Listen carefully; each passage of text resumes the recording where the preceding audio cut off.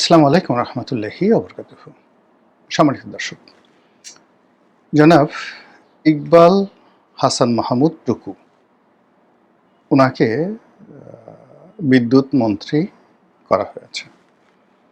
উনি আগের সরকারে বিদ্যুৎ মন্ত্রী ছিলেন যখন হাওয়া ভবন ছিল, এবং সেই সময়টাতে সারা বাংলাদেশে বিদ্যুতের যে ত্রাহি অবস্থা ছিল, সেই ত্রাহি অবস্থার জন্যই মূলত বিএনপির পতন শুরু হয়েছিল। আপনাদের মনে আছে যে এই বিদ্যুতের দাবিতে যে আন্দোলন হয়েছিল, কানসাট আন্দোলন, সেখানে যে হত্যাকাণ্ড, সেই হত্যাকাণ্ডর জের ধরে সেই কানসাট আন্দোলন, পল্লী বিদ্যুৎ আন্দোলনের যে নেতা, তাকে শেখ হাসিনা, তৎকালীন বিরোধী দলীয় নেত্রী, তিনি তার বাসভবনে সুধা সদনে ডেকে এনেছিলেন এবং সম্ভবত পরবর্তীতে মনোনয়নও দিয়েছিলেন। এবং সেখান থেকে যে আন্দোলন বিএনপির বিরুদ্ধে করা হলো, ফলে বিএনপির জন্য অনিবার্যভাবে একটি ১১ এসেছিল। ২০০১ থেকে ২০০৬ পর্যন্ত বিএনপির জন্য ১ নম্বর সমস্যা ছিল বিদ্যুৎ সমস্যা। ২ নম্বর সমস্যা ছিল হাওয়া ভবন খাম্বা 10% কমিশন। এই জিনিসগুলো ছিল ২ নম্বর সমস্যা। যদি ১ নম্বর সমস্যাটা না থাকতো, ২ নম্বর সমস্যাটা হয়তো হতো না। বোঝার চেষ্টা করুন, যখন বিদ্যুৎ সমস্যা হলো এবং বিদ্যুৎ নেই কিন্তু খাম্বা আছে, আবার এই খাম্বার সাথে জড়িত হাওয়া ভবন, ফলে হাওয়া ভবনের উপর যে লোড পড়েছে, এই বা মিস্টার তারেক রহমানের সঙ্গে যে 10% নাম যুক্ত হয়েছে, বিদ্যুতের সমস্যা থাকলে এই বাকি দুটো সমস্যা হতো না। 10% নামটাও আসতো না, আর খাম্বা নামটাও আসতো না। আচ্ছা বলেন তো, বিএনপির জামানাতে যতগুলো খাম্বা তৈরি হয়েছিল, তার চেয়ে ১,০০০ গুণ খাম্বা কি আওয়ামী লীগের জমানাতে তৈরি হয়নি? যত খাম্বা বিএনপির জমানাতে অব্যবহৃত পড়েছিল, তার চেয়ে বেশি খাম্বা কি এখনো পড়ে নেই? কিন্তু কেন এখন বিদ্যুৎ প্রতিমন্ত্রী ছিল আওয়ামী লীগের নসরুল আহমদ বিভু, তাকে কেন খাম্বা বিভু বলা হয় না? বলেন কেন বলা হয় না? এর কারণটা হলো, মানুষ বিদ্যুতের অভাবটা অনুভব করেনি। রাষ্ট্রের ক্ষতি হয়েছে, চুরি হয়েছে, চামারি হয়েছে, এটা রাষ্ট্রের ব্যাপার, রাষ্ট্র টু রাষ্ট্র বা অনেক হাই লেভেলের ব্যাপার, কিন্তু জনগণের মধ্যে এটা নিয়ে কোনো নেতিবাচক প্রতিক্রিয়া তৈরি হয়নি। কিন্তু ২০০১ থেকে ২০০৬ সনে বিএনপিকে ডুবানোর জন্য ১ নম্বর মন্ত্রণালয়, ১ নম্বর কারণ ছিল এই বিদ্যুৎ মন্ত্রী এবং বিদ্যুৎ মন্ত্রণালয়। জাতির সৌভাগ্য বা দুর্ভাগ্য, সৌভাগ্য এই অর্থে যে মানুষ ব্যর্থতা থেকে শেখে, আর যেখানে মানুষ পড়ে যায় সেখান থেকেই মানুষ উঠে দাঁড়ায়। সেই অর্থে বিদ্যুৎ মন্ত্রী যিনি এখন হয়েছেন, মিস্টার টুকু, তো তার হাত দিয়ে বিএনপির উত্থান হতে পারে। আর দুর্ভাগ্য হলো যে একই ভুল যদি মানুষ বারবার করে, তাহলে প্রকৃতি কখনো ক্ষমা করে না। ২০০১ সনে জনাব ইকবাল হাসান মাহমুদ টুকু সাহেবের যে স্ট্যামিনা ছিল, শক্তি ছিল, তার ১০ ভাগের ১ ভাগও ওনার এখন থাকার কথা নয়। ওনার বয়স হয়েছে। আর সবচেয়ে বড় ব্যাপার হলো, উনি যেন তেন মানুষ নন। উনি ওয়ান্স আপন এ টাইম শেখ কামালের খুব ঘনিষ্ঠ বন্ধু ছিলেন। বাংলাদেশের যে কটি এলিট পরিবার রয়েছে, সেই কটি এলিট পরিবারের তিনি একজন সদস্য। তারপর তার আত্মীয় স্বজন মোটামুটি সবাই আওয়ামী লীগ করে। শেখ সেলিম তার বিআই, এটা সবাই জানেন। শেখ কামাল বন্ধু শেখ সেলিম বিআই।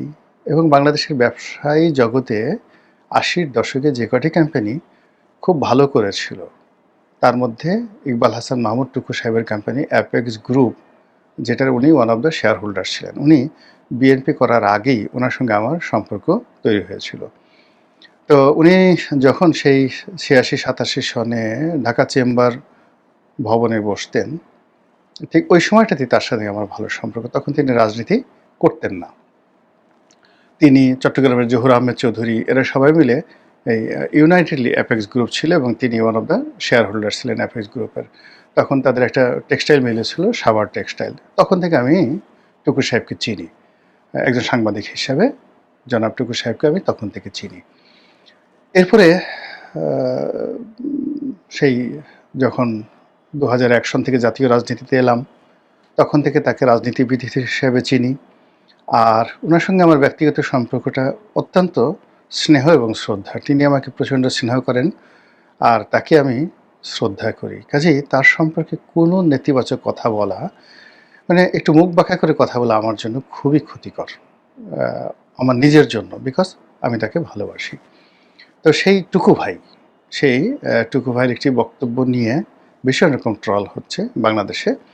সেটা হলো তিনি যেটি বলেছেন যে শেখ হাসিনার জমানে বিদ্যুৎ খাতে যে লুটপাট হয়েছে, সেই লুটপাটের ফলে পুরো বিদ্যুৎ অঙ্গন ঋণের ভারে জর্জরিত।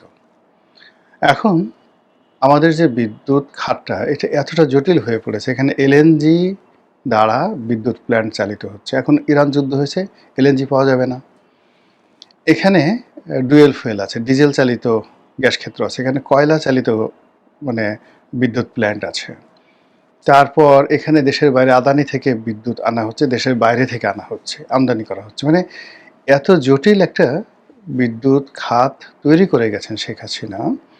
এই বিদ্যুৎ খাতের ম্যানেজমেন্ট করা, অর্থাৎ একবার আদানির সঙ্গে বসেন, একবার রামপাল কয়লা বিদ্যুৎ কেন্দ্র সেটার সঙ্গে বসেন, আবার ওদিকে পায়রা বিদ্যুৎ কেন্দ্র তৈরি হয়ে আছে, ভোলা বিদ্যুৎ কেন্দ্র তৈরি হয়েছে, সেখানে বিদ্যুৎ উৎপন্ন হচ্ছে, কিন্তু সেগুলোকে জাতীয় গ্রিডে এনে সঞ্চালন কেন্দ্র তৈরি হয় না। বিদ্যুৎ কেন্দ্র তৈরি হয়েছে, টাকা দিতে হচ্ছে, খরচ করতে হচ্ছে, লস গুনতে হচ্ছে, কিন্তু ওটা জাতীয় গ্রিডে দেওয়ার মতো সঞ্চালন লাইন তৈরি করা হয়নি। যেমন ধরুন ভোলার গ্যাস ক্ষেত্র, ভোলায় প্রচুর গ্যাস আছে, কিন্তু সেই গ্যাস জাতীয় গ্রিডে আনার মতো অবস্থা এখনও তৈরি হয় নাই। আবার পায়রাতে যে বিদ্যুৎ কেন্দ্র তৈরি করা হয়েছে, সেই পায়রার বিদ্যুৎ কেন্দ্রের ফুল লোড জাতীয় সঞ্চালন কেন্দ্রে বিদ্যুৎ কেন্দ্রে আনার মতো অবস্থা এখনও তৈরি হয়নি। অর্থাৎ দক্ষিণাঞ্চলে এত বিদ্যুৎ দরকার হয় না। তো এরকম মানে অনেকগুলো জটিল। এখন সেই জটিল বিষয়গুলো তিনি বসার সঙ্গে সঙ্গে কিন্তু বুঝতে পেরেছেন। সেই কথাটা বলতে গিয়ে তিনি একটা বেফাঁস মন্তব্য করে বসেছেন যে লোডশেডিং মানে এই যে ঋণ করে ঘি খাওয়ার চাইতে না খেয়ে থাকা ভালো। আর এখন বিদ্যুৎ নিয়ে আমরা যে সমস্যার মধ্যে আছি, ঋণ নিয়ে যে সমস্যার মধ্যে আছি, এর চাইতে লোডশেডিং ভালো। আর সঙ্গে সঙ্গে তার আমলনামা চলে আসছে, পাবলিক হু হু করে বলার চেষ্টা করছে কি হলো ইত্যাদি ইত্যাদি নানা রকম কথাবার্তা। ভদ্রলোক একেবারে ব্যতিব্যস্ত হয়ে সাংবাদিকদের উপর ভীষণ খেপেছেন এবং তিনি বলেছেন যে তোমাদের কারণে আমি এবং আমার পরিবার সাফার হয়েছে। আপনারা জানেন যে ১/১১ সময় তার স্ত্রী, তার সন্তান, তাদেরকেও জেলখানাতে নেওয়া হয়েছিল এই বিদ্যুৎ সেক্টরে দুর্নীতির অভিযোগে, এবং আরও অনেক অভিযোগ। তো সেই অভিযোগ আবার তার দিকে আসছে এবং এখনকার যে বাস্তবতা, সেই বাস্তবতায় শেখ হাসিনা ধরুন প্রায় ২২,০০০ থেকে ২৪,০০০ মেগাওয়াট বিদ্যুৎ কেন্দ্র নির্মাণ করে গেছেন। পিক আওয়ারে এই বিদ্যুৎ কেন্দ্রগুলো ১৭ থেকে ১৮,০০০ মেগাওয়াট বিদ্যুৎ উৎপন্ন করতে পারে। আর এই বিদ্যুৎ কেন্দ্রগুলো চালানোর জন্য যে নগদ অর্থ দরকার, যে সাবসিডি দরকার, তারপরে এখানে যে যাকে বলা হয় এখানে যে লোড ম্যানেজমেন্ট আছে, সিস্টেম লস আছে, সব মিলিয়ে সরকারের যে ক্ষয় খরচা তাতে বছরে প্রায় ৪০,০০০ কোটি টাকার মতো এখানে ভর্তুকি দিতে হচ্ছে। আবার বলি ৪০,০০০ কোটি। তো ৪০,০০০ কোটি টাকা সিস্টেম লস অন্যান্য মিলিয়ে যদি ভর্তুকি দিতে হয়, তারপর এখানে যে বিদ্যুৎ প্ল্যান্টগুলো হয়েছে সেটা বাবদ যদি বছরে কয়েক লক্ষ কোটি টাকা ঋণ শোধ করতে হয়, তাহলে এই যে বিদ্যুতের মেনটেন্যান্স থেকে শুরু করে সমস্ত কিছু করা এটা সম্ভব নয়। এই মুহূর্তে যে সকল কোম্পানির কাছে বিদ্যুৎ নেওয়া হয়েছে তারা আদানি সহ অন্যান্য কোম্পানি প্রায় ১,০০,০০০ কোটি টাকা সরকারের কাছে পাবে। আবার বলছি ১,০০,০০০ কোটি টাকা সরকারের কাছে পাবে। সরকারের কাছে ঘোড়ার ডিম কোনো টাকা নাই। ডক্টর মোহাম্মদ ইউনূস স্থানীয় মুদ্রা ব্যবস্থা থেকে ১,২০,০০০ কোটি টাকা সে ঋণ করে গেছে। এখন টাকা ছাপিয়ে, তারপরে শেষে রিজার্ভ থেকে টাকা ভাঙিয়ে, বিদেশ থেকে লোন এনে কোনো অবস্থাতেই এই ২২,০০০ ২৩,০০০ মেগাওয়াট বিদ্যুৎ উৎপন্ন করে গ্রাহক পর্যায়ে, ভোক্তা পর্যায়ে পৌঁছে দিয়ে পরিস্থিতি সামাল দেওয়ার মতো অর্থনৈতিক অবস্থা নাই। যদি ২২,০০০ মেগাওয়াট চালাতে হয়, সরকারকে ৫০,০০০ কোটি টাকা ভর্তুকি দিতে হবে প্রতি বছর। কোথা থেকে দেবে টাকা বলেন? এটা বিদ্যুৎ মন্ত্রী বুঝতে পেরেছে। ফলে কি হলো, আগামী যে মানে যাকে বলা হয় গ্রীষ্ম আসছে, আপনি ধরে নিতে পারেন এই গ্রীষ্ম ২০০২ সনের গ্রীষ্মের মতো মানে ব্যাপক বিপর্যয় তৈরি করবে। এটা বাস্তবতা। এই যে এলএনজি, এখন এলএনজি দিয়ে যে সকল মানে বিদ্যুৎ প্ল্যান্ট চালানো হচ্ছে, ইরান ইরাক যুদ্ধের কারণে এই প্ল্যান্টের মানে পাবে কোথায়? বিদ্যুতের মূল্য আপনাকে বাড়াতেই হবে। হরমুজ প্রণালী ইরান বন্ধ করে দিয়েছে।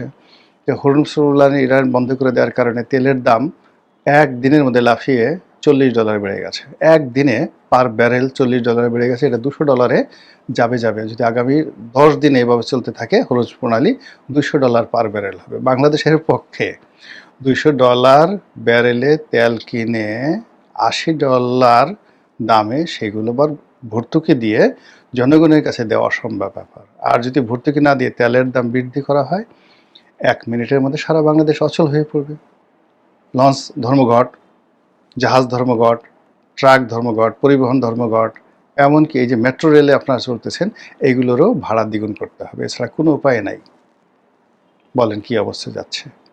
তো এই সব মিলিয়ে যে একটা লোডশেডিং ধেয়ে আসছে, এতে আপনার কোনো সন্দেহ নেই। এবং লোডশেডিংয়ের সাথে সাথে মূল্যস্ফীতি বাড়বে, দ্রব্যমূল্যের দাম বাড়বে, তারপরে মুদ্রাস্ফীতি বাড়বে, টাকার দাম কমে যাবে। ডলারের মূল্য কোনো অবস্থাতেই সরকার এই যে গত 17 মাস ধরে যেভাবে রাখছে 122 টাকা, 123 টাকা, এটা রাখা সম্ভব হবে না, ইম্পসিবল। ডক্টর মোহাম্মদ ইউনূসের সময় যেটা জিনিসটা হয়েছে, এখন সেই সরকারের সময় সেটা হবে না। তার সঙ্গে সঙ্গে ঘুষ বাড়বে, অর্থাৎ এই সমস্ত কাজকর্ম যখনই হবে অনিয়ম, তখন ঘুষ বাড়বে, দুর্নীতি বাড়বে। আর ওই যে আগে যে 10%-এর বদনাম হতো, এটা মানুষ বাড়িয়ে বলবে এখন 10% না, মিস্টার 20% বা মিস্টার 25%। ক্যান ইউ ইমাজিন কি একটা অবস্থার মধ্যে আমরা যাচ্ছি? এবং তার সঙ্গে সঙ্গে অন্য যে অভাব অভিযোগগুলো ধেয়ে আসছে, সেই অভাব অভিযোগের সঙ্গে আইনশৃঙ্খলার অবনতি, মাদক বৃদ্ধি, জেএনজি, রাজপথ উত্তপ্ত হওয়া থেকে শুরু করে আর কত যে দুর্ভোগ দুর্দশা জাতির ঘাড়ে আসছে। কাজেই সবর করুন, পরিস্থিতি মেনে নেওয়ার চেষ্টা করুন, এবং সরকারের জন্য পরামর্শ হলো বি ওপেন, সত্য কথা বলুন এবং খোলামেলা কথা সবার কাছে বলুন, এবং প্রিয় মুখ দিয়ে। অর্থাৎ এখন যে কথাটা টুকু সাহেব বলেছেন, সেই কথাটা যদি তারেক রহমান সাহেব বলতেন, সেই কথা যদি খলিলুর রহমান সাহেব বলতেন, খলিলুর রহমান আপনারা যতই সমালোচনা করেন না কেন, he can speak very nicely, অনেক সুন্দর করে তিনি কথা বলতে পারেন। কিংবা সরকার যে ডাক্তার জাহিদকে নিয়েছে বুদ্ধিজীবী কোঠায় টেলিভিশন টক শো করা থেকে, তো জাহিদের মুখ দিয়ে যদি এই কথা বলা হয়, মাহাদি আমিনের মুখ দিয়ে যদি এই কথাগুলো বলা হয়, তাহলে এটা হয় কি যে মন্ত্রণালয়গুলো নিরাপদ থাকে। এতগুলো উপদেষ্টা নেওয়া হয়েছে মূলত কী জন্য বলেন তো? এখন মন্ত্রীকে যদি সরাসরি আপনি সামনের সারিতে ফেলে দেন, সেখানে স্বরাষ্ট্রমন্ত্রী বলেন বা পররাষ্ট্রমন্ত্রী বলেন কিংবা যোগাযোগ মন্ত্রী বলেন, এই যোগাযোগ মন্ত্রী এক কথা বলে কী বিপদের মধ্যে পড়ছে দেখেন। তো সব মিলিয়ে আমার কাছে মনে হচ্ছে যে সামনের যে কঠিন সময়গুলো আসছে, সেই সময়গুলোতে সমন্বয় করাটা খুব জরুরি হয়ে পড়েছে। মহান আল্লাহ আমাদের সবাইকে হেদায়েত দান করুন এবং হেকমত দান করুন। আসসালামু আলাইকুম ওয়া রাহমাতুল্লাহি ওয়া বারাকাতুহু।